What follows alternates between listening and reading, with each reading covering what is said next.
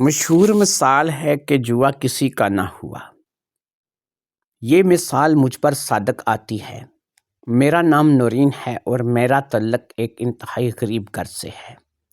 میرا باپ ایک جواری ہے جو کہ ہر وقت اسی کوشش میں رہتا ہے کہ اس کا کوئی داؤ لگ جائے اور وہ امیر سے امیر تر ہو جائے۔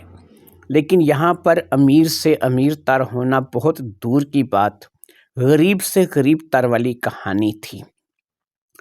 میں اکلوتی جوان بیٹی تھی اور میری ماں جو ہے وہ بھی لوگوں کے گھروں میں کام کرتی تھی، جبکہ میرا باپ رکشہ چلاتا تھا۔ میں ایک چھوٹے سے شہر میں رہتی ہوں، یہاں پر اتنی زیادہ مزدوری نہیں ہے۔ میرا باپ جو پیسے بھی رکشے میں کماتا تھا وہ زیادہ تر جوئے میں ہار جاتا تھا اور میری ماں کو جو ہے وہ خود ہی گھر کا سارا خرچہ اٹھانا پڑتا تھا۔ 3 سے 4 گھروں کے کام کرنے کے باوجود میری ماں کو اتنا نہیں ملتا تھا کہ وہ گھر کے کرائے بھی دے سکے، بجلی اور گیس کے بل بھی ادا کر سکے اور پھر ہماری پرورش بھی کر سکے۔ وہ اکثر میرے باپ سے اس بات کو لے کر کے جھگڑا کرتی تھی اور میرے باپ کو بار بار اس بات کے لیے سمجھاتی تھی کہ رشید بندے کا پتر بن جا، تو یہ جن کاموں میں پڑا ہوا ہے ان میں کوئی فائدہ نہیں ہوگا۔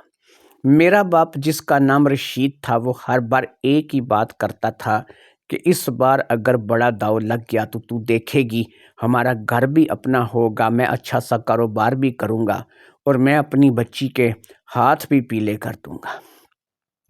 یہاں پر ہاتھ پیلے کرنے کی عمر بھی گزرتی چلی جا رہی تھی۔ اس وقت میں 32 سال کی ہو چکی تھی، یعنی کوئی چھوٹی بچی نہیں رہی تھی اور ابھی تک میرے رشتے کا دور دور تک کوئی امکان نہیں تھا۔ ہمارے جو رشتہ دار تھے وہ تو کب سے ہم لوگوں سے علیحدہ ہو چکے تھے اور کبھی ہمارے گھر کی طرف دیکھنا بھی گوارا نہیں کیا تھا اور نہ ہی کبھی انہوں نے پوچھا تھا کہ ہم لوگ کس حال میں ہیں۔ باقی جو تعلق دار لوگ بھی تھے وہ بھی ہم سے پرے پرے ہی رہتے تھے، کیونکہ ان کو بھی اس بات کا اچھی طرح سے علم تھا کہ یہاں سے کچھ ملنے والا نہیں۔ میں خوبصورت تو تھی اور دکھنے میں بھی ٹھیک ٹھاک تھی، لیکن 32 سال کی عمر ہو جانے کے باوجود بھی کسی نے نہ میرا رشتہ کبھی مانگا تھا اور نہ بابا کو اس بارے میں کسی نے کہا تھا۔ لہٰذا میری عمر جو ہے وہ اب گزرتی چلی جا رہی تھی اور مجھے اس بات کی امید بھی نہیں تھی کہ میرا رشتہ کسی جگہ ہو پائے گا۔ ادھر میرا باپ تھا تو وہ دن رات اسی چکر میں رہتا تھا کہ اس کا کوئی بڑا سا انعام لگ جائے، وہ کوئی پرائز بانڈ کا نمبر لے کر کے کھیل لے، وہ کسی جگہ کوئی لڈو کی بازی جیت جائے، وہ کسی جگہ کوئی تاش کے ساتھ کچھ ایسا کرے کہ اس میں کمال ہو جائے اور وہ راتوں رات کروڑ پتی بن جائے۔ بس یہی وہ خواب تھے کہ جن کو لے کر کے وہ اسی راستے پر چل رہا تھا، لیکن یہ خواب پورے ہونے کی بجائے ہمارے گھر میں مصیبتوں میں مسلسل اضافہ ہوتا چلا جا رہا تھا۔ مکان مالک جب بھی ہمارے گھر میں کرایہ لینے کے لیے آتا تھا تو زیادہ تر ماں ہی آگے ہوتی تھی اور ماں اس کو جا کر کے بتاتی تھی کہ آج ہمارے پاس پیسے نہیں ہیں، تھوڑا سا صبر کر لو۔ اور پھر اس صبر کے چکر میں میری ماں نے کئی مرتبہ میرے سامنے اس سے اپنی اچھی خاصی بےزتی کروائی تھی، لیکن میں بھی کچھ نہیں بول سکتی تھی اور نہ ہی اس سلسلے میں میری ماں اس کو کوئی جواب دے سکتی تھی۔ اس لحاظ سے وہ اچھا تھا کہ وہ ہمیں اس گھر سے کم از کم نہیں نکال رہا تھا اور ہم اسی گھر میں رہ رہے تھے۔ کرایہ کبھی لیٹ اور کبھی جلدی ہم ادا کر ہی دیتے تھے، وقت پر تو ظاہری بات ہے کہ ہم نے کبھی بھی اس کو کرایہ ادا نہیں کیا تھا۔ اسی طرح بجلی یا گیس کے بل تھے تو وہ بھی ہم مرتے جیتے ادا کر دیتے تھے۔ باقی میرے باپ کو جو ہے وہ کچھ ہوش نہیں تھی۔ ایسا نہیں تھا کہ میرے باپ کی کمائی بری تھی، وہ اچھا کماتا تھا۔ جس شہر میں وہ رکشہ چلا رہا تھا اس سے زیادہ نہیں لیکن اچھی خاصی سواریاں مل جایا کرتی تھیں اور وہ کم سے کم اپنے خرچے نکال کر کے پٹرول کی قیمت کو نکال کر کے 2 سے 2,500 روپے تک بھی کما لیتا تھا۔ اگر وہ صبح جلدی نکلتا تھا اور رات 11 بجے تک کام کرتا تھا تو وہ اتنا لازمی کما لیتا تھا، لیکن اس کمائی کا کیا فائدہ کہ جو اس نے واپسی آتے ہوئے جوئے میں ہار جانی تھی۔ اسی طرح اپنی کمائی کو جوئے میں لٹا کر میرا باپ گھر آ جایا کرتا تھا۔ اوپر سے رکشہ بھی وہ کرائے پہ چلاتا تھا جس کو دہاڑی دینی ہوتی تھی، اور اس کی روز کی دہاڑی نکالنا بھی لازمی تھی۔ دہاڑی زیادہ نہیں تھی، صرف 500 روپے دہاڑی کے نام پر دینے پڑتے تھے، جو کہ میرا باپ آسانی سے ادا کر سکتا تھا۔ لیکن اس نے اس مالک کی، یعنی کہ رکشے کے مالک کی بھی کئی دہاڑیاں اپنے سر پر چڑھا رکھی ہوتی تھیں۔ صرف ہوتا یہ تھا کہ وہ اس کے دینے والے پیسے بھی جوے میں ہار جاتا تھا۔ کئی بار وہ بھی ہمارے گھر کے چکر لگاتا تھا اور بابا کی اچھی ہاستی بیزتی کر کے جاتا تھا۔ اچھی بات اس کی یہ تھی کہ وہ بابا سے بہرحال رکشہ واپس نہیں لیتا تھا اور بابا اسی رکشے پہ مزدوری کرتا رہتا تھا۔ اسی طریقے سے ہمارے گھر کا نظام چل رہا تھا کہ ایک دن بابا بڑے حواس باختہ ہی ہمارے گھر آیا اور بابا کے رنگ فنگ اڑے ہوئے تھے۔ ایسا لگ رہا تھا کہ جیسے بابا کسی بات کو لے کر کے بہت زیادہ پریشان ہے۔ بابا کی پریشانی کو آگے بڑھ کر ماں نے پوچھنے کی کوشش کی، لیکن بابا نے ماں کو کچھ بھی نہیں بتایا اور چپ چاپ سے جا کر کے اپنے کمرے میں لیٹ گیا۔ اس رات نہ بابا نے روٹی کھائی اور نہ ہی کسی سے کوئی بات کی، اور اسی بات کو لے کر کے وہ چپ چاپ سوچتا رہا۔ ہم کافی دیر تک اس کو دیکھتے رہے کہ شاید وہ ہم سے بات کرے گا یا ہمارے بات کوئی اپنی بات شیئر کرے گا، لیکن اس نے ہمارے ساتھ کچھ بھی بات شیئر نہیں کی، اور ہم اس چیز کو لے کر کے انتظار میں رہے کہ وہ روٹی کھا لے گا یا پھر کوئی بات تو وہ ہمیں بتائے گا۔ لیکن نہ ہی اس نے مجھ سے کوئی بات کی اور نہ ہی اس نے ماں سے کوئی بات کی۔ وہ بہت پریشان دکھائی دے رہا تھا، لیکن وہ اپنی پریشانی کا اظہار مجھ سے یا پھر ماں سے نہیں کر رہا تھا۔ بہرحال اگلے دن صبح صبح وہ ناشتہ کیے بغیر ہی رکشہ لے کر کے نکل گیا۔ شاید وہ آج زیادہ کمانا چاہتا تھا، اس لیے اس نے ناشتے کا انتظار بھی نہیں کیا تھا اور رکشہ لے کر کے چلا گیا تھا۔ ہمیں اس بات کی پریشانی تھی کہ کل رات کو بھی اس نے ہم سے کوئی گفتگو نہیں کی، اور اب بھی وہ ناشتہ کیا بغیر ہی رکشہ لے کر کے چلا گیا ہے۔ لہٰذا ہم دونوں ہی ماں بیٹی اس بات کو لے کر کے پریشان تھیں، لیکن کیا کرتی، انتظار کے سوا ہمارے پاس کوئی چارہ بھی نہیں تھا۔ اگلے دن وہ رات کو تقریباً 10 بجے کے قریب گھر آیا۔ اس نے رکشے کو اس جگہ پر پارک کیا جو کہ اس کے روزانہ پر رکشہ کھڑا کرنے کی جگہ تھی۔ ایسا لگ رہا تھا کہ جیسے بابا نے کچھ نشہ کر رکھا ہے، کیونکہ وہ کچھ لہراتا لہراتا ڈولتا ڈولتا سا آ رہا تھا۔ یہ بات پہلی بار ہوئی تھی، اگرچہ وہ جواری ضرور تھا، لیکن آج تک اس نے کبھی کوئی نشہ نہیں کیا تھا۔ سگریٹ کا نشہ وہ ضرور کرتا تھا، سگریٹ پیتا تھا، لیکن وہ ظاہری بات ہے کہ آج کے دور میں سگریٹ کو ایک مناسب چیز کے طور پر مانا جاتا ہے، اس سے لوگ نشہ نہیں سمجھتے۔ جب وہ گھر میں داخل ہوا تو وہ واقعہ ہی لہرا رہا تھا، اور ماں نے جب اس کے قریب ہو کر کے سونگا تو اسے پتہ چلا کہ اس نے شراب پی رکھی ہے۔ زندگی میں کبھی بابا نے شراب نہیں پی تھی، لیکن آج وہ شراب پی کر کے گھر آیا تھا، اور اس نے پھر ہم لوگوں سے کوئی گفتگو نہیں کی تھی۔ وہ اسی حالت میں لہراتا لہراتا اپنے کمرے کی طرف بڑھ گیا تھا۔ میں نے اور ماں نے اسے پکارا تھا اور بہت سی آوازیں دی تھیں، لیکن اس سے ہماری طرف نہ دیکھنا تھا اور نہ ہی اس نے ہماری طرف دیکھنا گوارا کیا، اور جا کر کے کمرے میں لیٹ گیا۔ آج بھی ہم دونوں نے نوٹ کیا کہ وہ سو نہیں رہا ہے، بلکہ شراب پینے کے باوجود بھی اس کی پریشانی ختم نہیں ہوئی تھی۔ وہ آج بھی پریشان لگ رہا تھا۔ اب مجھ سے اور ماں سے رہا نہ گیا، اور ہم نے آنکھوں ہی آنکھوں میں ایک دوسرے کو اشارہ کیا اور بابا کے کمرے میں چلی گئی۔ ہمیں اندر آتا دیکھ کر بابا نے برا سا منہ بنا لیا اور دوسری کروٹ ہو کر کے لیٹ گیا۔ اب ماں نے، جو کہ پہلے ہی تپی ہوئی تھی، اس نے بابا کو 2-4 کھری کھری سنائی اور اس سے اس رویے کی وجہ پوچھی، تو بابا جو ہے وہ اب کچھ بھی بتانے کے لیے تیار نہیں تھا۔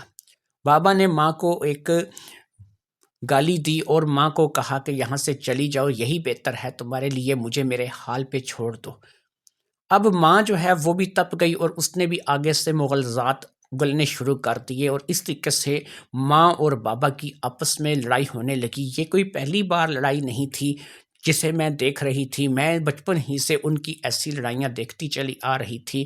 مجھے اپنے گھر کی کیونکہ روٹین کا علم تھا، لہٰذا اب میں ان لڑائیوں کو دیکھ کر بس انجوائے کرتی تھی اور دیکھتی تھی کہ اب یہ دونوں کیا کرتے ہیں۔ اور یہ لڑائی جو تھی واقعی میں ایسی لڑائی ثابت ہو رہی تھی کہ دونوں کے درمیان گفتگو کا تبادلہ مسلسل جاری تھا۔ ماں کو یہ سمجھ نہیں آ رہی تھی کہ میرا بابا پریشان کس وجہ سے ہے، اور اسی بات کو وہ پوچھ رہی تھی، جبکہ بابا مسلسل انکاری تھا کہ وہ کوئی بھی بات نہیں بتائے گا۔ لہٰذا دونوں کے درمیان جب اچھی خاصی تلخ کلامی ہوئی تو آخرکار بابا نے کہا کہ ٹھیک ہے، اگر تم سننا چاہتی ہو تو سنو، میں تمہیں بتا دیتا ہوں، اور تم جو ہے اس بات کو بس مجھ سے اگلوائے بغیر نہیں رہو گی، اور ویسے بھی اگر میں آج تمہیں نہ بتاتا تو پھر جلدی ہی تمہیں اس بات کا خود ہی پتہ چل جاتا، لہٰذا میں اب تمہیں خود ہی بتا دوں تو زیادہ بہتر ہے۔ ماں نے بھی ترکی بترکی جواب دیتے ہوئے کہا کہ ٹھیک ہے، بتا دو نا، اگر بعد میں کوئی ایسی بات ہے کہ جس سے بعد میں بھی مجھے پتہ چلنا ہے تو تم پہلے ہی مجھے کوئی ایسی بات ہے تو بتا کیوں نہیں دیتے۔ لہٰذا بابا نے کہا کہ ٹھیک ہے، بیٹھو یہاں پر تمہیں بتاتا ہوں۔ اب میری طرف گھوم کر بابا نے کہا، تو یہاں کھڑی کھڑی ہمارے سر پہ کیا کر رہی ہے؟ جا دفع ہو جا یہاں سے، تمہارے سامنے کرنے والی بات نہیں ہے۔ میں وہاں سے نکل آئی اور اس کمرے سے باہر نکل کر کے میں نے دروازے کے ساتھ کان لگا دیے، کیونکہ میں بھی اس بات کو سننا چاہتی تھی کہ جس بات کو لے کر 2 دن ہیں کہ میرا باپ جو ہے وہ پریشان تھا اور اچھے طریقے سے سو بھی نہیں پا رہا تھا۔ اس نے کبھی زندگی میں نشہ نہیں کیا تھا، لیکن آج وہ شراب پی کے آیا تھا۔ ایک دم سے سگریٹ پہ شراب پر ترقی ہو جانا یہ اس کے لیے کوئی بہت بڑی ذہنی اذیت کا باعث تھی، لیکن وہ کس وجہ کو لے کر کے پریشان تھا یہ بات جو ہے وہ اب میری سمجھ میں نہیں آ رہی تھی، اور نہ ہی ماں کی سمجھ میں یہ بات تھی۔ اسی بات کو لے کر کے آج ماں نے اس کے ساتھ جھگڑا کیا تھا۔ اس نے مجھے وہاں سے نکال تو دیا تھا، لیکن ظاہر سی بات ہے کہ میں اب دروازے کے باہر آ کر کے کان لگا کر کے اس کی باتیں سن رہی تھی، اور یہاں پر مجھے بہت ہی صاف ان کی آواز سنائی دے رہی تھی، اس لیے مجھے سننے میں کسی قسم کی پریشانی کی بات نہیں تھی۔ بابا نے کہا، تو چودھری منور کو جانتی ہے؟ ماں کہنے لگی، ہاں بڑی اچھے طریقے سے جانتی ہوں، اسی کے ڈیرے پہ بیٹھ کر تو جوا کھیلتا ہے۔ اب بابا نے کہا کہ سن، چودھری منور نے مجھے مختلف اوقات میں پیسے کچھ نہ کچھ جوے کے لیے دیے، جو کہ میں جوے میں ہارا۔ اسی طرح تھوڑے تھوڑے پیسے کر کے اس کے مجھ پر چڑھتے رہے، لیکن کبھی بھی اس نے مجھ سے پیسوں کا تقاضا نہیں کیا۔ جب اس نے مجھ سے پیسوں کا تقاضا نہیں کیا تو میں بھی تھوڑا بے فکر ہو گیا اور اس کے ڈیرے پہ جاتا رہا۔ جو بھی میں رکشے سے کماتا تھا میں زیادہ تر اس کے ڈیرے پہ ہار کے آ جاتا تھا۔ الٹا ہارنے پر وہ مجھے مزید کچھ نہ کچھ پیسے دیتا تھا اور میری حوصلہ افزائی بھی کرتا تھا۔ بات آ جا کے اتنی ہوئی کہ 3 لاکھ روپے کا قرضہ اس کا مجھ پر چڑھ گیا۔ آج جب میں چودھری منور کے ڈیرے پر گیا تو چودھری منور نے مجھ سے ایک بات کہی۔ یہ بات اس نے کل بھی مجھ سے کہی تھی، لیکن اس نے اتنی واضح الفاظ میں بات نہیں کی تھی، کیونکہ اس وقت کچھ لوگ تھے جو کہ اس کے پاس کھڑے تھے اور ان کے سامنے وہ بات نہیں کر پایا تھا۔ لیکن جو اشارہ اس نے مجھے کل دیا تھا، اس اشارے کو لے کر کے میں تھوڑا پریشان ہو گیا تھا، اور جب آج اس نے مجھ سے کھل کر کے یہ بات کہی تو میں اس قدر پریشان ہوا کہ پھر میرے پاس اور کوئی چارہ نہیں تھا کہ راستے میں آتے ہوئے میں نے اپنے لیے ایک بوتل خریدی اور اس کو چڑھا کے آ گیا۔ اب ماں نے کہا، پہیلیاں بجھوانا بند کرو، جو بات بھی ہے سیدھے سے بتاؤ کہ چودھری منور کیا کہتا ہے۔ 3 لاکھ روپے تم نے اس کا قرضہ دینا ہے، تو جس طریقے سے اس نے تمہیں تھوڑے تھوڑے کر کے دیے ہیں، تم ایک رکشے والے ہو، تم بھی تھوڑے تھوڑے کما کے اس کو واپس کر دو، جان چھڑاؤ، اب تم اسے کیا کہتے ہو؟ کہنے لگا، میرا بابا کہنے لگا، نہیں ایسی بات نہیں ہے، وہ کہتا ہے کہ تمہارے پاس صرف 10 دن کا ٹائم ہے، اگر تم نے 10 دن کے اندر قرضہ ادا کر دیا تو ٹھیک ہے، لیکن اگر تم نے 10 دن کے اندر قرضہ ادا نہیں کیا تو اپنی بیٹی کو 3 دن کے لیے میرے ڈیرے پہ بھیج دینا۔ اپنے قرضے کی رقم میں تمہاری بیٹی سے وصول کر لوں گا اور تمہاری بیٹی 3 دن میرے ڈیرے پہ رہے گی۔ دونوں ہی راستے ہیں، یا تو 10 دن میں قرضہ ادا کر دو یا پھر 3 دن کے لیے اپنی بیٹی کو میرے ڈیرے پہ بھیج دو۔ اگر تمہاری بیٹی میرے ڈیرے پہ 3 دن 3 رات رہے گی تو تب بھی میں تمہارا قرضہ معاف کر دوں گا، اور اگر تمہاری بیٹی یہاں پہ 3 دن 3 رات نہیں رہے گی اور تمہیں کچھ ضرورت سے زیادہ ہی غیرت مند ہو تو پھر 10 دن کے اندر میرے پیسے واپس کر دینا۔ اگر تم نے 10 دن کے اندر میرے پیسے واپس نہیں کیے تو پھر تمہارا یہاں پر رہنا تنگ کر دوں گا، تمہارا یہاں پر جو ہے وہ رہنا مشکل ہو جائے گا۔ ان تمام باتوں کو لے کر کے میں وہاں سے چلا آیا تھا اور پھر میں نے راستے میں شراب پی اور گھر آ گیا۔ کل بھی اس قسم کی بات تھوڑی بہت اس نے میرے کان میں ڈالی تھی جس کو لے کر کے میں پریشان تھا، لیکن اتنا پریشان نہیں تھا۔ لیکن آج اس نے جو بھی بات کی کھل کے بات کر دی۔ تمہیں پتہ ہے کہ چودھری منور کردار کا اچھا انسان نہیں ہے۔ اس سے پہلے بھی اس نے کئی لوگوں کی زندگی برباد کی ہے اور میں نہیں چاہتا کہ ہماری نورین بھی جو ہے وہ ان میں ہو اور ہماری نورین کی زندگی بھی چودھری منور کے ہاتھوں برباد ہو جائے۔ اگر چودھری منور نے ہماری نورین کو بھی برباد کر دیا تو ہم کہاں جائیں گے؟ ہم لوگ غریب لوگ ہیں، ہم اس کا مقابلہ نہیں کر سکتے۔ تم یہ اچھی طرح جانتی ہو کہ اس کے پاس کسی چیز کی کمی نہیں ہے، بڑی حویلی ہے، جیپ ہے، گاڑی ہے، اس کے علاوہ اس کے پاس بے شمار اسلحہ اور بندے بھی ہیں کہ جن سے وہ جو چاہے کام کرواتا ہے۔ وہ چاہے تو دن دہاڑے کسی کو اٹھوا لے، اسے کوئی روکنے والا نہیں ہے۔ قانون ہے تو اس کی بات مانتا ہے اور ہر جگہ پر اس کی چلتی ہے، کیونکہ وہ پیسے والا ہے، سرمایہ والا ہے اور جوئے کا اڈا چلاتا ہے۔ اس لیے سب کو پتہ ہونے کے باوجود اس کا اڈا کوئی بھی بند نہیں کروا سکا اور اس کے ساتھ کوئی بھی آج تک اس کے سامنے کھڑا نہیں ہو سکا۔ اب تو خود بتا کہ میں کیا کروں؟ میری بیٹی ہے، بھلے ہی اس کی شادی نہیں ہوئی ہے، اس کی عمر تھوڑی زیادہ ہو گئی ہے اور ابھی تک ہم اس کو بیاہ نہیں پائے، لیکن ایسے کوئی باپ اپنی بیٹی کو اٹھا کر کے کسی قصائی کے حوالے تو نہیں کر دیتا کہ یہ لو جو چاہے اس کے ساتھ مرضی سلوک کرتے جاؤ۔ لہٰذا میں اسی بات کو لے کر کے پریشان ہوں کہ تم نے میرا سر کھانا شروع کر دیا ہے۔ مجھے نہیں سمجھ آ رہی کہ میرا نہیں دل کرتا کہ میں اپنی بیٹی نورین کو اس جیسے بھیڑیے کے حوالے کروں تاکہ وہ میری بیٹی کو تار تار کر دے۔ لہٰذا تم مجھے میرے حال پہ چھوڑ دو۔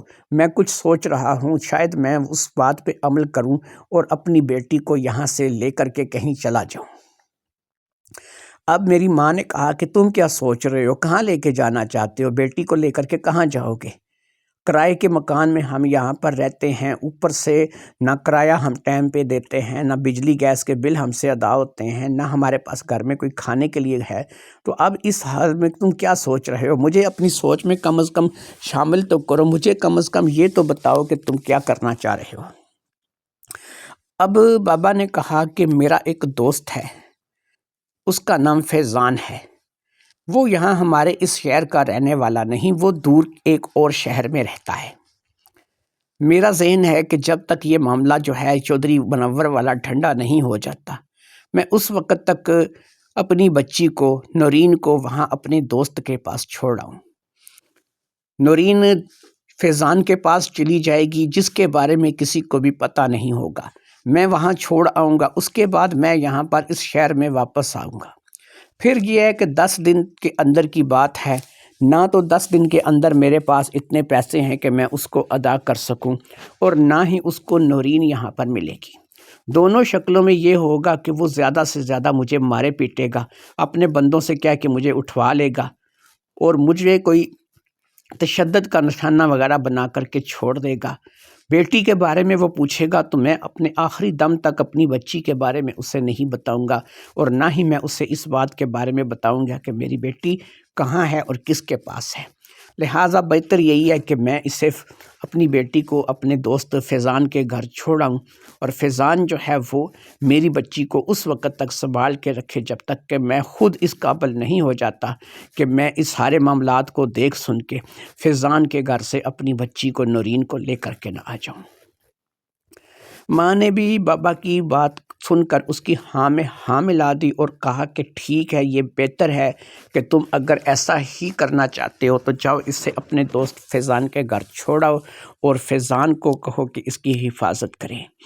فیضان کا نام بابا کی منہ سے پہلے بھی میں نے اور ماں نے سن رکھا تھا، لیکن کبھی اس سے واسطہ نہیں پڑا تھا۔ بابا کے بقول وہ بابا کا دوست تھا اور بابا سے عمر میں 3 سے 4 سال چھوٹا تھا، یعنی بابا کی اور اس کی عمر میں 3-4 سال کا فرق تھا۔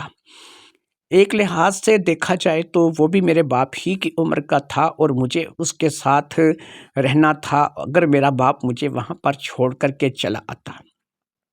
جس شہر کا نام بابا نے لیا تھا وہ واقعی یہاں سے بہت دور تھا، 5 سے 6 گھنٹے لگتے تھے وہاں تک جانے کے لیے، اور اگر مجھے بابا وہاں پر چھوڑ آتا تو چودھری منور کے لوگ مجھے وہاں پر تلاش نہیں کر سکتے تھے کیونکہ وہ شہر بہت دور تھا۔ اور پھر یہ بات ہے کہ ہمارے شہر کی طرح وہ چھوٹا سا شہر نہیں تھا بلکہ وہ ایک بہت بڑا شہر تھا، اور اس بہت بڑے شہر کی بھیڑ باڑ میں کہاں چودھری منور کے لوگ جو ہے وہ مجھے تلاش کرتے پھرتے۔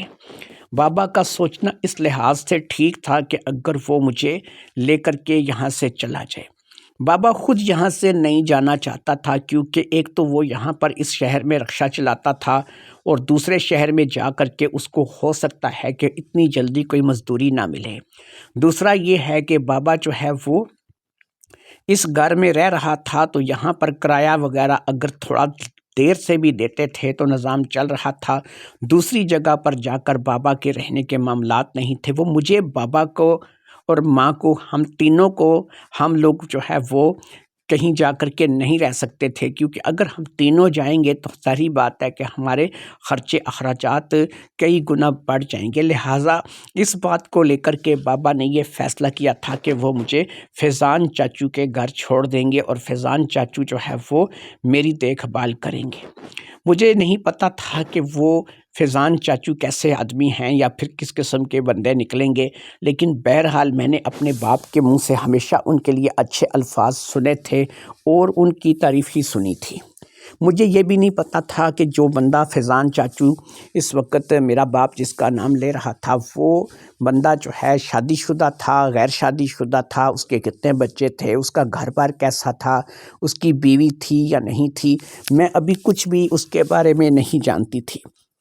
البتہ دروازے کی اوٹ سے میں نے ساری بات سن لی تھی اور مجھے اپنے باپ کی پریشانی جو ہے وہ اچھے طریقے سے سمجھ آ گئی تھی۔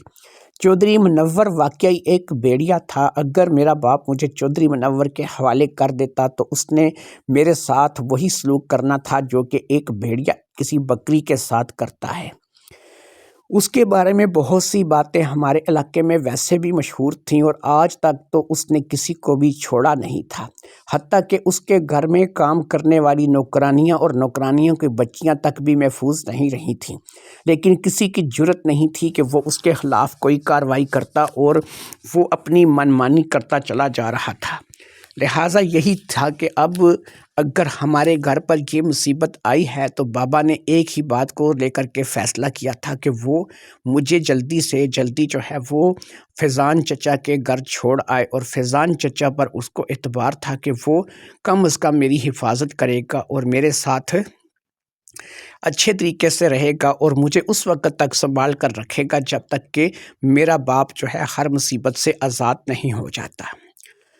فیضان چچا کے بارے میں بھی سن لیا تھا اور اس شہر کے بارے میں بھی سن لیا تھا، اور 5 سے 6 گھنٹے کا راستہ میں نے آپ کو بتا دیا کہ اس شہر کا تھا۔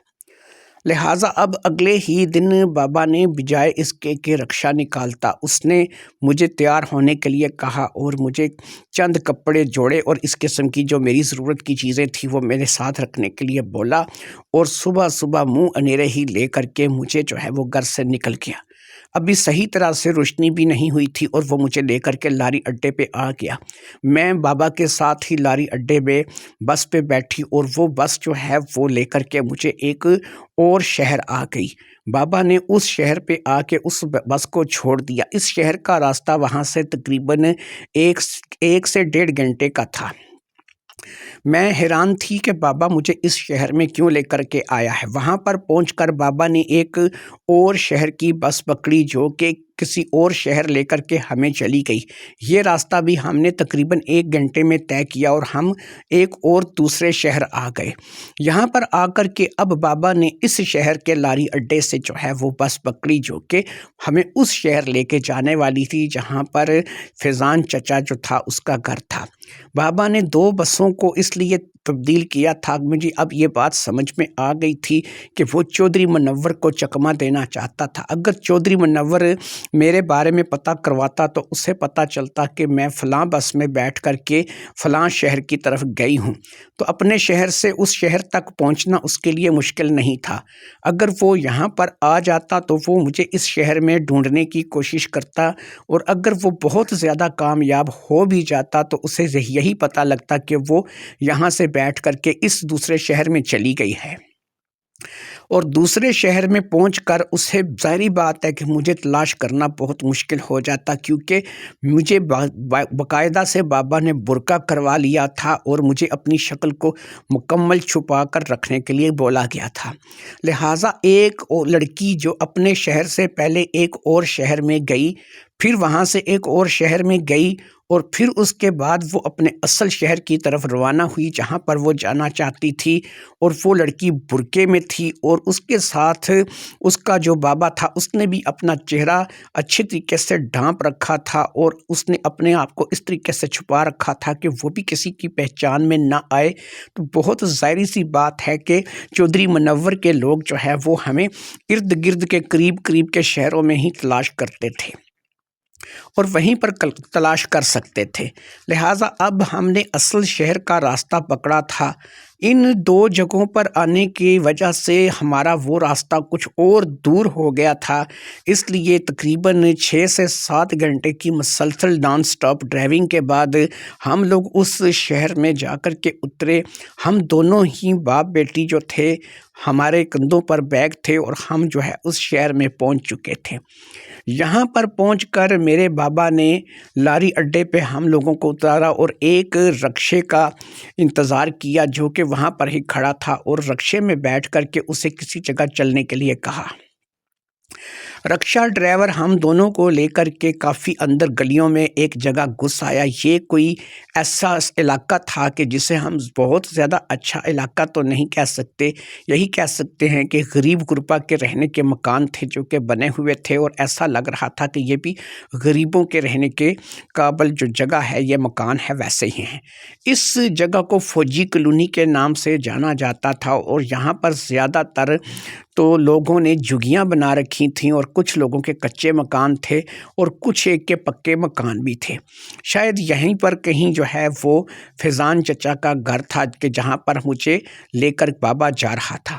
اب بابا نے کافی دور جانے کے بعد ایک جگہ پر رکشہ رکوایا اور رکشے والے کو پیسے ادا کر کے اس کو بھیج دیا۔ اب بابا میرے ساتھ ایک بڑی سی گلی میں داخل ہوا۔ اس گلی میں داخل ہونے کے بعد بہت سی چھوٹی گلیاں تھیں جو کہ دائیں بائیں کو مڑ رہی تھیں، اور یہ گلی جو تھی یہ سامنے سے بند دکھائی دے رہی تھی۔ پھر بابا ایک چھوٹی سی گلی کی طرف گھوم گیا، اور ہم لوگ کافی آگے چلنے کے بعد اس گلی کے نکڑ پر آ گئے۔ جب ہم اس گلی کے نکڑ پر پہنچے تو بالکل آخری والے مکان سے پہلے والے مکان پہ بابا نے زور زور سے دستک دی، اور پھر بیل بھی بجا دی تاکہ اگر دستک کے جواب میں کوئی آئے تو تب بھی ٹھیک ہے، اور اگر بیل کی آواز سن کر کے کوئی آئے تو تب بھی ٹھیک ہے۔ کافی دیر گزر گئی اور پھر ایک شخص نے دروازہ کھولا۔ آپ کو بتا دی چلوں کہ اس وقت رات ہو چکی تھی جب ہم لوگ یہاں پہ پہنچے تھے، اور 8 سے 9 بجے کے درمیان یہ ٹائم رہا ہوگا۔ جس شخص نے دروازہ کھولا وہ واقعی میری بابا کی عمر کا ہی تھا۔ اس کی اور میری بابا کی عمر میں کچھ خاص فرق نہیں لگتا تھا۔ اس نے بڑی بڑی سفید مونچھیں رکھ چھوڑی تھیں، اور سفید رنگ کا سلوار سوٹ اس نے پہن رکھا تھا جس کے نیچے اس نے کوہاٹی چپل پہن رکھی تھی۔ اس کے بال کھچڑی سے بال تھے جو کہ الجھے ہوئے تھے، اور دکھنے سے وہ بھی ہماری طرح کا غریب آدمی ہی لگتا تھا۔ اس کے حلیے سے مجھے صاف اندازہ ہو گیا تھا کہ وہ بھی کوئی ہماری طرح کا غریب انسان ہی ہے، اور اس کا بھی کوئی دولت سے روپے پیسے سے دور کا کوئی تعلق نہیں۔ اب بابا کو دیکھ کر تھوڑی دیر تک تو وہ پہچاننے کی کوشش کرتا رہا، اور پھر اس نے بابا کو پہچان کر کے گلے سے لگا لیا اور بابا کو گھر کے اندر آنے کے لیے کہا۔ میں بھی جو برقعے میں تھی بابا کے ساتھ ہی گھر کے اندر داخل ہو گئی، اور جیسے ہی میں گھر کے اندر داخل ہوئی دروازہ پیچھے بند ہو گیا۔ ہم لوگ آگے ایک راہداری سے گزر کر ایک کمرے میں آ گئے جہاں پر اس نے ہم لوگوں کو بیٹھنے کے لیے کہا، اور پھر فٹافٹ سے اس نے کچن کا رخ کیا۔ تھوڑی ہی دیر میں وہ چائے کی پتیلی اوپر رکھ کر کے واپس ہمارے پاس آیا۔ اس نے کہا کہ تم تو جانتے ہو رشید کہ میرا یہاں پر کوئی بھی نہیں ہے اور میں یہاں پر اکیلا رہتا ہوں، اس لیے مجھے یہ سارے کام خود ہی کرنے پڑتے ہیں۔ بہرحال میں نے چائے پتی ڈال کر پانی رکھ دیا ہے، تھوڑی دیر میں تم دونوں کے لیے چائے بن جائے گی۔ مجھے امید تو یہی ہے کہ تم لوگوں کو بھوک لگی ہوگی اور تم لوگ روٹی کھانا چاہو گے، لیکن اس وقت ظاہری بات ہے کہ میں تمہیں لوگوں کو چائے ہی پیش کر سکتا ہوں۔ روٹی کے لیے پھر یہی ہے کہ مجھے یہاں سے جو ہے باہر جانا پڑے گا اور لاری اڈے کے قریب ہوٹل کھلے ہیں، وہاں سے میں تم دونوں کے لیے روٹی لے آؤں گا۔ بابا کچھ نہیں بولے کیونکہ وہ اس بات کو جانتے تھے کہ انہیں بھوک لگی ہوئی ہے، اور اگر انہیں بھوک لگی ہوئی ہے تو پھر مجھے بھی بھوک لگی ہوئی ہے۔ لہٰذا میں اور بابا خاموش رہے۔ تھوڑی ہی دیر میں وہ واقعی بہت اچھی چائے بنا کر کے لے آیا۔ ایسا لگتا تھا کہ اسے چائے بنانے میں کافی مہارت حاصل ہے اور گھر کے کام وہ اچھے طریقے سے کر لیتا ہے۔ ہم دونوں کے سامنے چائے کی پیالی رکھ کر کے وہ ہمارے ساتھ بیٹھ کر کے چائے پینے لگا۔ چائے پینے کے بعد وہ ہم دونوں سے اجازت دے کے گھر سے باہر چلا گیا۔ اب میرا باپ میری طرف متوجہ ہوا، اس نے کہا کہ دیکھ یہ تیرا چچا ہے، میرا دوست ہے، یہ اس وقت کا میرا دوست ہے کہ جب ہم لوگ دونوں چھوٹے چھوٹے ہوا کرتے تھے، ہم نے ایک عمر ساتھ گزاری ہے۔ میں اس کو جو ہے وہ ساری بات صحیح بتاؤں گا کیونکہ اب اس سے بات چھپانے کا کوئی فائدہ نہیں ہے، لیکن یہ بات یاد رکھنا کہ اگر تم نے جو ہے وہ یہاں پر رہنا ہے تو پھر یہ ہے کہ اگر تم اس کے پاس یہاں پہ رہو گی تو اس کی بیٹی بن کے اس کے ساتھ رہنا، اس اچھے طریقے سے اس کا ہاتھ بٹانا، یہی سمجھنا کہ مجھ میں اور اس میں کوئی فرق نہیں ہے، لہٰذا مجھے تمہاری طرف سے کسی شکایت کا موقع نہ ملے۔ یہ بات کر کر کے بابا جو ہے اس نے مجھے بہت سی اور باتوں کو بھی لے کر کے سمجھایا اور میں ہاں میں سر ہلاتی رہی۔ میرے پاس کوئی آپشن بھی نہیں تھا، ویسے بھی میں کوئی چھوٹی بچی نہیں تھی، 32 سال کی ایک نوجوان لڑکی تھی، بلکہ لڑکی تو کیا اب میں عورتوں میں ہی شمار ہوتی تھی کیونکہ 32 سال ایک عمر ہوتی ہے، اور ابھی تک ایک غیر شادی شدہ 32 سال کی عورت جو کہ ظاہری بات ہے کہ ایک مصیبت میں پھنس کر کے یہاں پر اپنے باپ کے ساتھ آ گئی تھی۔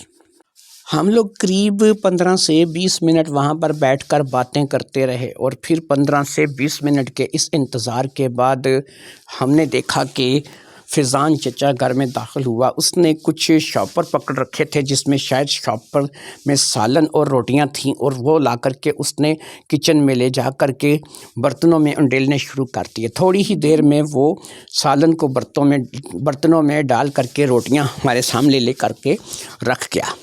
پھر وہ ہمارے ساتھ ہی بیٹھ کر خود بھی کھانا کھانے لگا، شاید اس نے بھی ابھی تک رات کا کھانا نہیں کھایا تھا۔ ہم دونوں بھی کھانا کھانے لگے، اور کھانا کھانے کے دوران ہی میرے بابا نے اس کے ساتھ بات چیت شروع کر دی اور ساری بات اس کو بتانے لگے۔ وہ بڑی تسلی کے ساتھ بابا کی ساری بات کو سنتا رہا۔ اس کے بعد اس نے بابا سے کہا کہ تم بے فکر ہو جاؤ، تمہاری بیٹی نہیں میری بیٹی ہے، تم یہی سمجھو تم میں اور مجھ میں فرق کی کیا ہے، ہم دونوں لنگوٹیے ہیں اور بچپن سے ایک دوسرے کے ساتھ کھیل کود کر کے بڑے ہوئے ہیں۔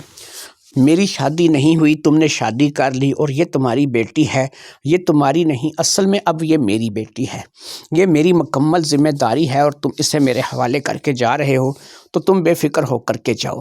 چودھری منور تو کیا کوئی بھی اس تک نہیں پہنچ سکے گا، اور میں کوشش کروں گا کہ اسے گھر کے اندر ہی رکھوں اور اسے اس گھر سے باہر نہ نکلنے دوں، کیونکہ جب تک تم میرے پاس دوبارہ واپس نہیں آ جاتے یا تمہارے سر پر آئی یہ مصیبت ٹل نہیں جاتی، اس وقت تک یہ لڑکی زیادہ تر گھر کے اندر ہی رہے تو زیادہ بہتر رہے گا۔ اگر اسے گھر سے باہر نکالیں گے تو ظاہری بات ہے کہ یہ کسی چودھری منور کے جاننے والے کی بھی نظر میں آ گئی تو اس تمہارے لیے مسئلہ بنے گا۔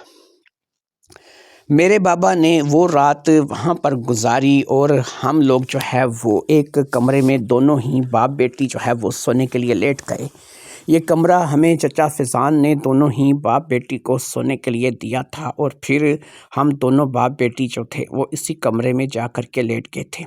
ہماری چارپائیاں علیحدہ علیحدہ تھیں، لیکن یہ کمرہ کسی کباڑ خانے سے کم نہیں تھا۔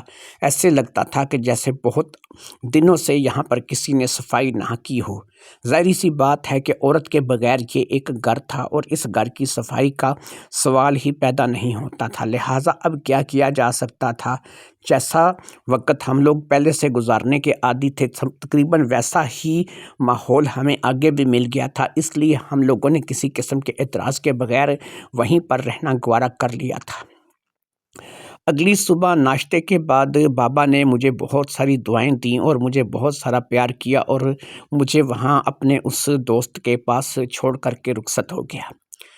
باپ کے چلے جانے کے بعد چچا فیضان نے اٹھ کر کے مجھے اپنے گلے سے لگا لیا اور میرے سر پر ہاتھ رکھ کر کے کہا، بیٹی تو فکر نہ کر، تیرا باپ گیا نہیں ہے، تیرا باپ تیرے پاس موجود ہے، تو پریشانی نہ لے، تو کسی بات کی فکر نہ کر، تیرا باپ بہت بہادر آدمی ہے، بس وہ تیری وجہ سے تھوڑا کمزور پڑ گیا تھا، ورنہ چودھری منور جیسے آدمی اسے توڑ نہیں سکتے۔ لہٰذا اس بات کو لے کر کے اس نے مجھے تسلی دی اور وہ کام کے لیے جانے کے لیے روانہ ہو گیا۔ یہاں پر مجھے پتہ لگا کہ وہ لوہاروں کا کام کرتا ہے اور لوہے کے برتن وغیرہ بناتا ہے اور لوہے کی چیزیں جیسے کڑاہیاں، کڑچھے وغیرہ اس قسم کی چیزیں بناتا ہے۔ وہ زیادہ دور کام نہیں کرتا تھا۔ جس گھر میں مجھے میرا باپ لے کر کے آیا تھا اس گھر سے کچھ ہی فاصلے پر ایک بازار تھا جسے لوہاراں والا بازار کہا جاتا تھا اور وہ اس بازار میں کام کرتا تھا۔ لہٰذا چچا فیضان مجھے گھر میں چھوڑ کر کے گھر کی مکمل ذمہ داری سمجھا کر کے اور ہانڈی روٹی کی ساری ذمہ داری میرے سر چھوڑ کر کے لوہاراں والے بازار چلا گیا تھا اور میں جو تھی گھر میں بیٹھ کر کے اب اپنی کام کاج میں مگن ہو گئی تھی۔ لہٰذا میں نے کچن کا رخ کیا تھا اور کچھ کچن کی صفائی کر دی تھی اور اس کباڑ خانہ کمرہ کو بھی صاف کرنے لگی تھی اور سب چیزیں ترتیب سے رکھنے لگی تھی۔ میں چاہتی تھی کہ جب رات کو چچا فیضان آئے تو اس سے ساری چیزیں جو ہیں وہ ڈھنگ سے اپنی اپنی جگہ پر پڑی ہوئی ملیں اور ساتھ ہی ایک اچھا سا کھانا بھی اس کو پکا ہوا مل جائے۔ میں نے گھر میں چیک کیا تو کچھ دالیں وغیرہ پڑی تھیں، لہٰذا میں نے 2 دالیں مکس کر کے پکانے کا فیصلہ کیا جو کہ ہم لوگ اکثر پکاتے تھے اپنے گھر میں بھی اور وہ بہت ہی مزے کی پکتی تھیں۔ ساتھ ہی کچھ چاول تھے جو کہ ایک کنسٹر میں پڑے تھے اور میرا من کر آیا کہ میں اگر دال کے ساتھ چاول بھی بناؤں تو یہ زیادہ بہتر ہے۔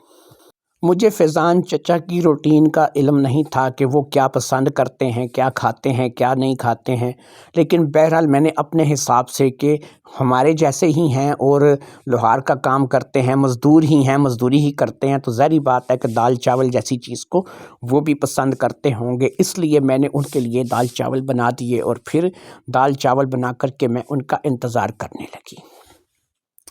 رات کو تقریباً 6 سے 7 بجے کے دوران وہ گھر واپس آ گئے۔ ایک بڑا سا ہتھوڑا انہوں نے اٹھا رکھا تھا جسے انہوں نے گھر میں لا کر ایک سائڈ پر رکھا۔ گھر کی حالت دیکھ کر وہ واقعی خوش ہوئے تھے اور انہیں اس گھر کا حلیہ دیکھ کر کے واقعی اندازہ نہیں ہوا تھا کہ یہ وہی گھر تھا کہ جسے وہ صبح چھوڑ کر کے گئے تھے۔ جیسے ہی وہ آ کر کے بیٹھے میں نے پانی کا گلاس ان کو دیا اور فٹافٹ سے کچن کی طرف بڑھی تاکہ میں دال چاول اٹھا کر کے ان کے لیے لے آؤں۔ تھوڑی ہی دیر میں دال اور چاول کی ایک پلیٹ بنا کر کے ان کے سامنے رکھ چکی تھی اور پھر ایک دال چاول کی پلیٹ میں نے خود اپنے لیے بھی بنا لی اور ہم دونوں ہی ایک جگہ پر بیٹھ کر کمرے میں کھانے لگے۔ ہمارے سامنے ایک بوسیدہ سا ٹیبل تھا اور بوسیدہ سی 2 کرسیاں تھیں جس پر ہم لوگ بیٹھے ہوئے تھے اور کھانا کھا رہے تھے۔ لہٰذا میں بھی کھانا کھا رہی تھی اور وہ بھی کھانا کھا رہے تھے۔ وہ مجھے کھانا کھاتے ہوئے ایک ٹک سے دیکھے جا رہے تھے۔ ان کی نظر جو تھی وہ میرے چہرے پر تھی اور ان کے چہرے پر ہلکی ہلکی مسکراہٹ تھی۔ مجھے اب اس مسکراہٹ کا کچھ مقصد سمجھ میں نہیں آ رہا تھا اور میں یہی سمجھ رہی تھی کہ ایک باپ اپنی بیٹی کو اس طریقے سے محنت سے کام کرتے ہوئے دیکھ کر کے مسکرا رہا ہے۔ لہٰذا اب آج کی رات کھانا کھانے کے بعد چائے کا دور چلا اور چائے کے دور کے بعد اس نے یعنی کہ چچا فیضان نے کہا کہ بھئی ایسا ہے کہ ہم اب رہ گئے ہیں اس گھر میں صرف 2 لوگ۔ کل یہ ہے کہ تم اپنے باپ کے ساتھ جو ہے وہ سوئی تھی، آج یہ ہے کہ تم یا تو میرے والے کمرے میں سو جاؤ یا پھر میں تمہارے ساتھ وہاں پر اس کمرے میں سو جاتا ہوں، کیونکہ اب ظاہری بات ہے جب تک میں اکیلا تھا کوئی بات چیت کرنے کے لیے نہیں تھا تو میرے لیے یہ زندگی جو تھی وہ بوجھ ہی تھی اور میں جیسے تیسے جی رہا تھا اور مجھے جو ہے کوئی بات کرنے کے لیے ساتھی میسر نہیں تھا۔ اب تم ہو، بیٹی ہو، تم ہو میرے دوست کی بیٹی ہو، یہاں پر آ گئی ہو، اب یہ ہے کہ تم میرے کمرے میں سو یا میں تمہارے کمرے میں سوں، بات تو ایک ہی ہے، رہتے تو ہم لوگ ایک ہی گھر میں ہیں، لہٰذا اگر تم مجھ سے بات کرو گی یا میں تم سے بات کروں گا تو اس طریقے سے یہ ہے کہ رات میں تھوڑا وقت اچھا کٹ جائے گا اور پھر میں سو جاؤں گا اور صبح جو ہے وہ اپنے اپنے کام کو نکل جاؤں گا اور تم اپنے دوبارہ سے اپنی ذمہ داری اپنے گھر کو سنبھال لینا۔ لہٰذا میں نے کہا ٹھیک ہے چچا جان، جیسا آپ کہیں گے، مجھے تو اس بات پہ کوئی اعتراض نہیں ہے کہ آپ جو ہے وہ میرے والے کمرے میں سو جائیں یا میں آپ والے کمرے میں سو جاؤں، باقی یہ ہے کہ آپ اس بات کا خیال رکھیے کہ آپ نے مجھے بیٹی کہا ہے تو میں نے بھی آپ کو باپ مانا ہے، اس لیے آپ کو مجھ سے کسی قسم کی اجازت لینے کی ضرورت نہیں ہے۔ اس نے کہا چلو ٹھیک ہے بیٹا، پھر ایسا ہے کہ تم میرے کمرے میں سو جاؤ، وہ زیادہ بہتر رہے گا بجائے کہ تم اس کمرے میں سو جو کہ بالکل جو ہے وہ سٹور روم کی طرح ہے اور اس میں کاٹ کباڑ بہت زیادہ پڑا ہوا ہے۔ اب میں چچا کے ساتھ اس کے کمرے میں چلی گئی، یہ کمرہ قدرے بہتر تھا اور دن کو میں اس کمرے کی صفائی بھی کر چکی تھی، یہاں پر بھی 2 چارپائیاں لگی ہوئی تھیں جو کہ بالکل ساتھ ساتھ تھیں اور اس کمرے کی ریپوٹیشن جو ہے وہ باقی گھر کے معاملے میں قدرے بہتر تھی۔ اس کمرے میں کچھ تھوڑا سا مجھے جو ہے وہ بہتر محسوس ہو رہا تھا، لہٰذا ایک بستر جو کہ رائٹ سائڈ پہ یعنی کہ سیدھے ہاتھ پہ لگا ہوا تھا، اس پہ میں نے اپنے لیے جو ہے وہ اپنی رضائی رکھ لی اور دوسری رضائی جو ہے وہ میں نے چچا کے بستر پر رکھ دی۔ اگرچہ رضائی کا موسم نہیں تھا لیکن رات میں کبھی کبھار جو ہے وہ ایسی ضرورت پڑ جاتی تھی کہ رضائی لینی پڑ جاتی تھی، آدھی رات کے بعد ٹھنڈک کچھ زیادہ ہو جاتی تھی جس کی وجہ سے رضائی لینی پڑتی تھی، اس لیے رضائی کو جو ہے وہ رکھ لیا جاتا تھا اور جب ضرورت پڑتی تھی اسے اوڑھ لیا جاتا تھا۔ یہی چیز تھی جو کہ میں کر رہی تھی اور میں نے اپنا بستر بھی لگا لیا تھا اور چچا کا بستر بھی لگا لیا تھا اور پھر ہم دونوں ہی جو ہے وہ سونے کے لیے اپنے اپنے بستر پر لیٹ گئے۔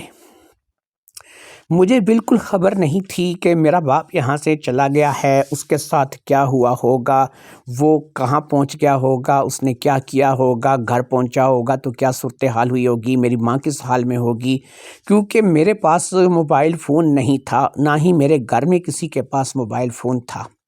ہاں، اس چچا کے پاس یعنی فیضان چچا کے پاس میں نے ایک بٹنوں والا چھوٹا سا موبائل فون دیکھا تھا، لیکن اس سے بھی کیا فائدہ ہو سکتا تھا، ظاہری سی بات ہے کہ وہ بٹنوں والا موبائل فون اگر اس کے پاس تھا تو میں اس کے ذریعے سے کسی کے ساتھ رابطہ نہیں کر سکتی تھی، نہ اپنی ماں کے ساتھ، نہ اپنے باپ کے ساتھ اور نہ ہی کسی اور کے ساتھ۔ لہٰذا میں یہاں پر بے فکر ہو کر کے اب اپنے چچا یعنی کہ چچا فیضان کے گھر جو ہے وہ سو گئی تھی اور چچا فیضان نے اس بات کے لیے مجھے پوری طور پہ یقین دلایا تھا کہ جیسے میں رشید کی بیٹی ہوں اسی طرح میں اس کی بھی بیٹی ہوں اور وہ اس میں اور میرے باپ میں کوئی فرق بالکل نہیں ہے۔ دن بھر کی کام کر کے تھکی ہونے کی وجہ سے لیٹتے ہی مجھے نیند آ گئی اور میں تھوڑی ہی دیر میں نیند کی آغوش میں چلی گئی۔ چچا کو بھی ساری بات ہے کہ نیند آ گئی ہوگی، وہ سو گیا ہوگا کیونکہ وہ بھی دن بھر لوہا کوٹ کے آیا تھا اور لوہے کے برتن بنا کے آیا تھا۔ محنت مزدوری کرنے والا شخص ہے، اس کی یہی فائدہ ہوتا ہے کہ وہ جیسے ہی بستر پر لیٹتا ہے نیند کی دیوی اس پر مہربان ہو جاتی اور وہ بڑی جلدی سو جاتا ہے، جبکہ ہڈ حرام قسم کے لوگ جو زیادہ تر کام سے بھاگتے ہیں یا کام چوری کرتے ہیں ان کو رات رات بھر نیند نہیں آتی، یا پھر ایسے لوگوں کو بھی نیند نہیں آتی کہ جن نے کسی کے پیسے دینے ہوتے ہیں یا کسی کے ساتھ کچھ بے ایمانی یا چوری کی ہوتی ہے۔ میں تھکی ہوئی تھی اس لیے سو چکی تھی اور میں نے یہی یقین کر لیا تھا کہ میرا چچا فیضان بھی سو چکا ہوگا۔ چچا فیضان کی بھی شاید یہی روٹین رہی ہوگی کہ وہ کام سے آ کر کے کھا پی کے سو جاتا ہوگا اور میں بھی سو چکی تھی۔ پتہ نہیں کس وقت رات کا کون سا وقت تھا اور مجھے ایسا لگا کہ جیسے میرے بستر کے اوپر کوئی مجھ پر جھکا ہوا ہے۔ میں کوئی چھوٹی بچی نہیں تھی کہ سمجھ نہ پاتی کہ کیا ہونے والا ہے یا کیا ہو رہا ہے۔ اس سے پہلے کہ میں اس بات کو لے کر کے کوئی احتجاج کرتی یا کوئی احتجاجی نعرہ بلند کرتی، مجھ پر اٹیک ہو چکا تھا۔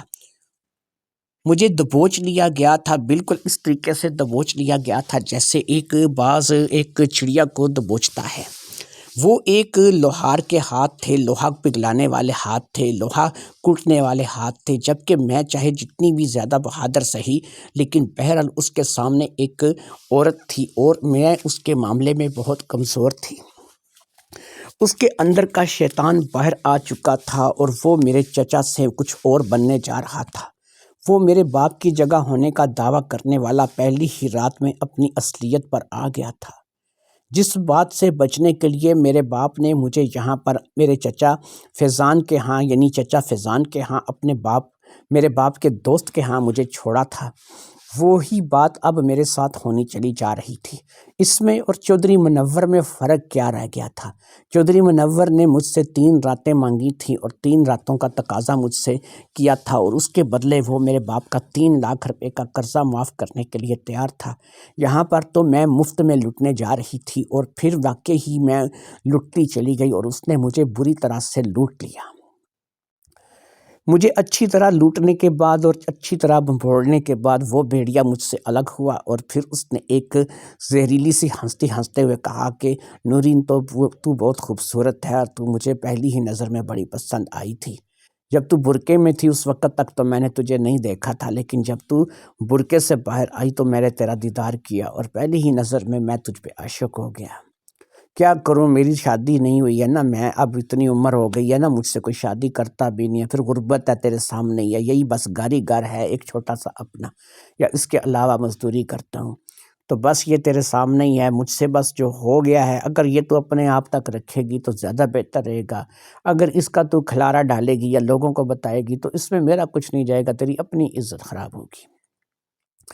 بات اس کی صحیح تھی، جو وہ کہہ رہا تھا یہ کافی حد تک درست تھا کہ ایسے میں لڑکیاں بدنام ہو جاتی ہیں اور لوٹنے والوں کا کچھ بھی نہیں جاتا۔ وہ بیڑیا مجھے لوٹ چکا تھا اور میں آج تک جو بچی ہوئی تھی، 32 سال کی عمر تک جو کنواری تھی، ابھی اپنے آپ کو لٹوا بیٹھی تھی۔ لہٰذا میں نے اس کی ہاں میں ہاں ملا دی اور یہی کہا کہ ٹھیک ہے، مجھے جو ہے وہ کوئی اعتراض نہیں ہے، میں کسی کو کچھ بھی نہیں بتاؤں گی۔ میری اس بات کے جواب میں ایک دفعہ اس نے پھر مجھ پہ حملہ کر دیا اور پھر اس نے دوبارہ سے مجھے لوٹ لیا۔ شاید وہ بہت ہی زیادہ اس بات کو لے کر کے جو ہے وہ مزے میں تھا کہ اسے تو ایک مفت کا کھلونا مل گیا ہے جو کہ ایک نوجوان لڑکی کی شکل میں ہے، وہ لڑکی جو کہ اچھی خاصی عمر کی ہو چکی تھی اور اب تک اس لڑکی کا گھر بھی نہیں بسا تھا۔ میرا باپ مجھے ایک جگہ سے بچاتے بچاتے دوسری جگہ پھنسوا بیٹھا تھا۔ میرے باپ کو پتہ بھی نہیں تھا کہ میرے ساتھ کیا ہو رہا ہے اور کیا ہوتا چلا جا رہا ہے۔ لہٰذا وہاں پر اب میرا دن رات اسی طریقے سے گزرنے لگا۔ وہ بھیڑیا اب کبھی کبھی دوپہر کو بھی گھر آ جاتا اور پھر مجھے لوٹ کر چلا جاتا۔ میں کسی کو بتا بھی نہیں پاتی تھی اور نہ ہی میری اتنی ہمت ہو رہی تھی کہ میں اس بارے میں کسی سے بات کروں، اور میں اس بارے میں کسی کو بتا بھی نہیں سکتی تھی۔ میں اپنے گھر واپس جانا چاہتی تھی، اپنے باپ کے پاس جانا چاہتی تھی، لیکن میرے باپ کا بھی مجھے کچھ پتہ نہیں تھا۔ اس کے بعد ان کی کوئی خبر نہیں آئی تھی، نہ میری ماں کے بارے میں مجھے کچھ پتہ تھا اور نہ ہی میرے باپ کے بارے میں مجھے کسی بات کا علم تھا۔ میں بڑی بری طرح سے پھنس چکی تھی۔ ایک دفعہ تو آیا کہ میں یہاں کے پولیس تھانے چلی جاؤں اور وہاں پر جا کر بتاؤں کہ میں اس مصیبت کی ماری یہاں پر آئی تھی، لیکن یہاں پر میں ایک شکاری بھیڑیے کے ہتھے چڑھ گئی ہوں اور اس نے میرے ساتھ اس طریقے کا سلوک شروع کیا ہوا ہے اور میں جو ہے دن رات اس بات کو لے کر کے پریشان ہوں، لیکن میں وہاں بھی نہیں جا سکتی تھی کیونکہ مجھے پولیس ٹھاکنے کا کچھ تجربہ نہیں تھا اور اس سے پہلے میری ان چیزوں سے کبھی واسطہ نہیں پڑا تھا۔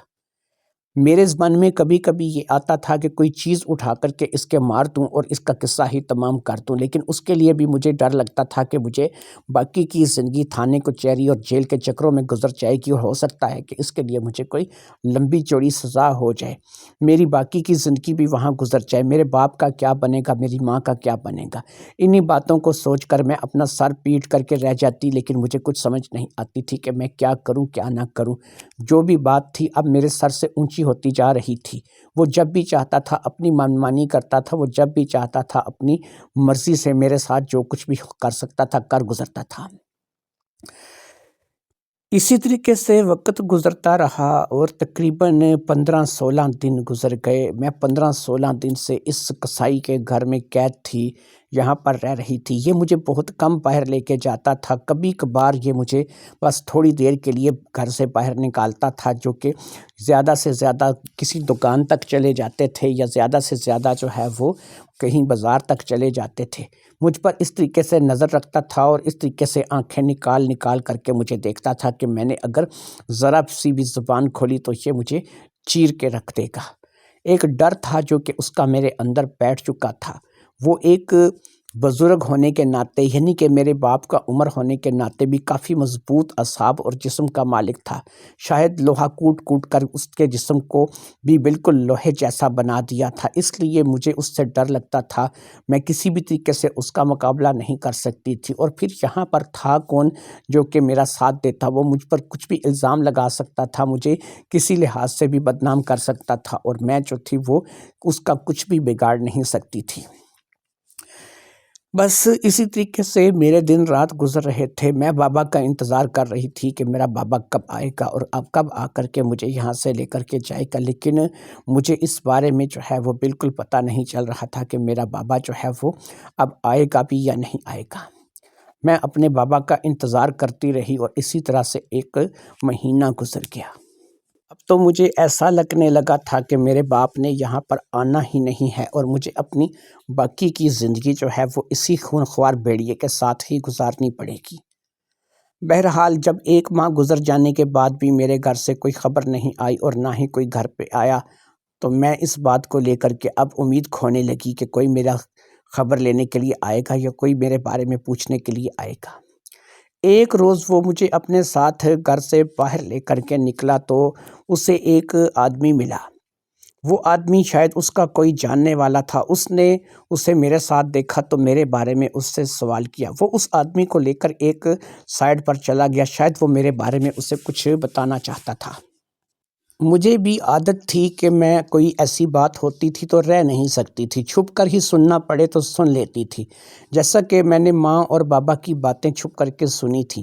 لہٰذا میں یہاں پر بھی آ کر کے چھپ کر کے ان کی باتیں سننے کی کوشش کرنے لگی۔ میں ان سے اگرچہ تھوڑا فاصلہ بنائے ہوئے تھی، لیکن میں ان کی باتوں کو صاف سن پا رہی تھی۔ اس بندے کا نام صفدر تھا اور وہ شاید اس جگہ پر کام کرتا تھا جہاں پر یہ چچا فیضان کام کرتا تھا۔ وہ صفدر کے ساتھ جو باتیں کر رہا تھا ان باتوں کو میں نے اچھی طریقے سے سن لیا تھا، اور سننے کے بعد میں وہاں سے دوبارہ اس جگہ پر آ گئی تھی جہاں پر مجھے چچا فیضان چھوڑ کر کے گیا تھا۔ میں نے اسے اس بات کا محسوس نہیں ہونے دیا تھا کہ میں نے ان دونوں کے درمیان میں ہونے والی ساری باتوں کو اچھے طریقے سے سن لیا ہے۔ ان کے درمیان ہونے والی ساری باتوں کو سننے کے بعد میں جو ہے بہت پریشان ہو چکی تھی، اور میرا اندر جو ہے وہ بالکل مر چکا تھا۔ وہ باتیں ہی ایسی تھیں کہ جو میرے کان میں سیسے کی طرح جا کر لگی تھیں، اور مجھے ایسا لگتا تھا کہ میں جو ہے اپنی ہوش و حواس کھو بیٹھوں گی، میں اپنے آپ کو بالکل ہی فراموش کر بیٹھوں گی، اور مجھے جو ہے وہ کسی بھی بات کے بارے میں اگر نہ پتہ چلتا تو شاید یہ میرے لیے زیادہ بہتر ہوتا۔ یہ بات جاننے کے بعد میں زیادہ دکھی ہو گئی تھی، اور میں نے بالکل ہی اپنے آپ کو جو ہے وہ اپنا حوصلہ ہار دیا تھا اور اپنے آپ کو بالکل ہی ڈھیلا چھوڑ دیا تھا۔ بات ہی کچھ ایسی تھی جو میرے کانوں میں پڑی تھی، اور جو بات میرے کانوں میں پڑی تھی وہ اگرچہ وہ سرگوشی میں کر رہے تھے، لیکن میں نے ان سرگوشیوں کو بھی بڑے آسانی سے بڑے آرام سے سن لیا تھا۔ صفدر نے چچا فیضان سے پوچھا، یہ لڑکی کون ہے اور یہ کہاں سے آئی ہے؟ اس نے کہا، تمہیں نہیں پتا؟ تمہیں یاد ہے میں نے کمیٹی ڈالی ہوئی تھی تمہارے پاس، جو کمیٹی تم بھی اس کمیٹی میں شامل تھے، جو میری کمیٹی نکلی تھی؟ اس نے کہا، ہاں مجھے یاد آیا، تم نے میرے پاس کمیٹی ڈالی ہوئی تھی، 5 لاکھ روپے کی کمیٹی تھی۔ اس نے کہا، ہاں یہ وہی 5 لاکھ روپے کی کمیٹی میں خریدی ہے میں نے۔ کہنے لگا، کیسے خریدی ہے؟ میں سمجھا نہیں تمہاری بات کو، لڑکیاں کب سے بکنے لگی اور یہ لڑکی کب جو ہے تم نے خریدی، اور یہ مجھے کچھ سمجھ نہیں آئی تمہاری بات کی۔ اس نے کہا، سنو میں تمہیں تفصیل سے بتاتا ہوں، ابھی یہ ہے کہ یہ میرے پاس کھڑی ہے تو جو ہے میں چاہتا ہوں کہ جلدی جلدی میں تم سے بات ختم کروں اور چلا جاؤں۔ اس کا باپ نا جواری ہے اور وہ جوئے میں کافی سارے پیسے ہار چکا ہے، وہ چاہتا تھا کہ اس کے پاس کوئی لمبی رقم آ جائے۔ ادھر میری کمیٹی نکلی تو اسے پتہ چل گیا، اس کو بھی یہ پتہ تھا کہ میں نے کمیٹی ڈال رکھی ہے۔ اس نے ایک ڈرامہ کھیلا اور اس نے اپنے گھر سے اپنی جوان بیٹی کو میرے پاس لایا اور 5 لاکھ روپے میں وہ بیٹی مجھے دے کر کے چلا گیا۔ وہ کہنے لگا کہ یہ جو ہے یہ میں نے تمہارے ہاں دے دیا، تم اس کے ساتھ نکاح کرو نہ کرو، اس کو اپنے پاس رکھو، لیکن یہ اب سے میں نے تمہارے آگے بیچ دی ہے۔ یہ کہیں بھاگ نہیں سکے گی کیونکہ میں دوبارہ واپس آؤں گا نہیں، نہ اس کے سر پر کوئی ہاتھ رکھنے والا ہوگا، نہ کوئی رشتہ دار ہوگا، نہ کوئی عزیز ہوگا، نہ کوئی بھائی بہن ہوگا۔ اوپر سے یہ 32 سال کی ہو چکی ہے، ابھی تک اس کی شادی بھی نہیں ہوئی ہے، تو اس کی شادی نہیں ہوئی ہے تو چلو اسی بہانے اس کو شوہر بھی مل جائے گا، اس کو تم جو ہے وہ اپنی بیوی بنا کے رکھ لینا، اپنی کسی بھی طریقے سے تم کسی بھی رشتے کے ساتھ اس کو رکھ لینا۔ تو یہ بات ہے کہ میں نے وہ 5 لاکھ روپے جو کمیٹی کے نکلے تھے وہ میں نے اس کے باپ کو دے کر کے اس کو خرید لیا ہے۔ اب یہ میری خریدی ہوئی لڑکی ہے اور اس کے باپ سے باقاعدہ میں نے اس کام کے لیے لکھت پڑھت کروائی ہے کہ یہ لڑکی جو ہے وہ اپنی مرضی سے میرے حوالے کر کے جا رہا ہے۔ اس کے باپ نے اس لکھت پڑھت میں یہ لکھا ہے کہ اس نے یہ بچی جو ہے یہ میرے حوالے کر دی ہے، اور اس نے ساتھ میں کیونکہ کوئی بعد میں اس پہ مسئلہ نہ آئے یا مجھ پہ مسئلہ نہ آئے، اس میں ساتھ میں مجھے یہ بھی لکھ دیا ہے کہ یہ بچی اس نے مجھے نکاح کر کے دے دی ہے اور میں اس بچی کا جو ہے اب ہر اچھے برے کا وارث ہوں۔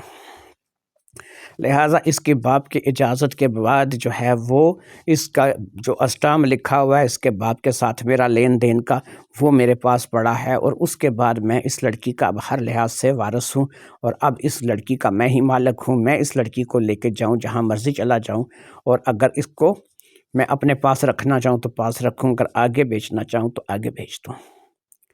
اب وہ صفدر کہنے لگا اچھا چچا ایک بات سن، یہ بیچنا چاہے گا تو، لڑکی بڑی پیاری ہے، تو اگر تو اسے بیچنا چاہے تو میں تجھے 6 لاکھ روپے دینے کے لیے تیار ہوں۔ تجھے پتہ ہے کہ جو کمیٹی تم نے ڈالی تھی وہ 5 لاکھ روپے تھی، میں نے بھی وہی کمیٹی ڈالی تھی، لیکن میرے پاس اپنے بھی کچھ پیسے ہیں، تو میں جو ہے 6 لاکھ روپے میں جو ہے یہ لڑکی تم سے مانگتا ہوں۔ تو اب فیضان چچا کہنے لگا نہیں 6 لاکھ روپے میں ایسے پاگل ہوں، اتنے عرصے بعد تو کوئی لڑکی میرے ہاتھ لگی ہے اور میں اس کو 6 لاکھ روپے میں تمہیں بیچ دوں؟ جاؤ یار اپنا کام کرو، مجھے مل گئی ہے تو تمہیں بھی کوئی نہ کوئی مل ہی جائے گی۔ بہرحال میں اب اس کو جو ہے وہ بیچنے کے حق میں نہیں ہوں۔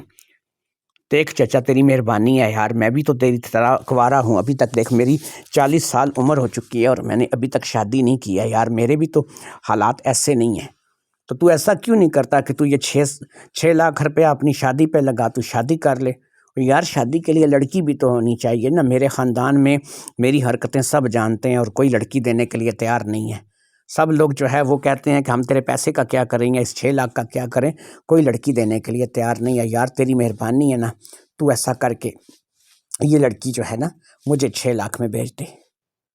اچھا یہ بات ہے، چل میں ایسا کرتا ہوں 6 لاکھ نہیں، تو اگر 7 لاکھ روپے دینا تو پھر میں یہ لڑکی بیچ دیتا ہوں، کیونکہ میرے پاس ایک آپشن ہے، ایک اور جگہ پہ ایک بندہ ہے، اس کی بیٹی بھی پڑی ہے، اس کی شادی نہیں ہو رہی ہے، وہ اس سے عمر میں تھوڑی بڑی ہے، تقریباً 35-36 سال کی ہوگی۔ میں نے اس کے ساتھ بات کی تھی اور اس نے کہا تھا کہ ٹھیک ہے تو اس کو خرید لینا، تو ٹھیک ہے یہ میں تمہیں 7 لاکھ میں بیچوں گا اور وہ جا کے دوسری لڑکی خریدوں گا، لیکن ایک بات یاد رکھنا، یہ 7 لاکھ روپے سے کم نہیں ہوگی، 1 روپیہ بھی کم نہیں ہوگی۔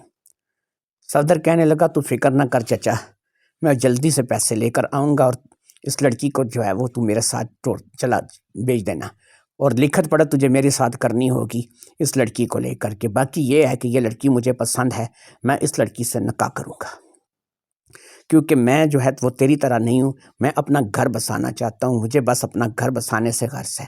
دیکھنا 40 سال میری عمر ہو گئی ہے اور میرے خاندان میں کوئی بھی رشتہ دینے کے لیے مجھے تیار نہیں ہے۔